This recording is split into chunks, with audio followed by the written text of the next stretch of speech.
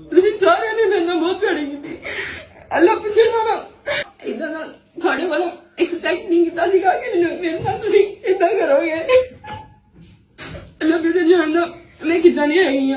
अल्लाह मियां उन्होंने तड़फा के कुत्ते की मौत मारेगा।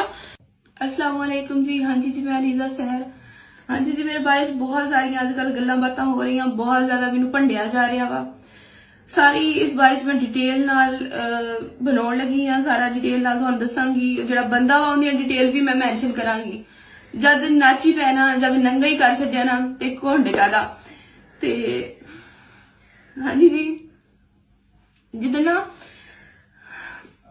3 दिन पहला मैनू पता लग्या ना ते रात 11 बजे सुबह उस वक्त मैं साइबर क्राइम गई मुल्तान। सवेर तो शाम तक मैं उत्थे रुली। मेरा फुल तावन किया गया, मैनू फुल सपोर्ट किया गया, लेकिन उनके बारे च ना सख्त एक्शन नहीं लिया गया। उत्थे च उनकी डिटेल कड्डी गई, उनकी वो कार्डा की डिटेल कड्डी गई। मैं सारिया उनकी तस्वीरां डिटेल जो उत्थे निकली गई मैं सारी मैंशन कर दिनी हाँ। सही है। इस तो बाद मैं ना उनके नाल इनकी कुत्ते वर्गी करनी सी ना उस इंसान की, उस कुत्ते बगैरत दी इंसान की कोई मैं की कहां ते उनकी डिटेल्स मैं मैंशन करने लगी। जिन्हें ने करना ना वो बेहतर जानते उन्होंने करना की आ। काड़े का हैगा कतर विच जाके बैठा हैगा वा, आर्मी च है सी, उथों भी निकल गया।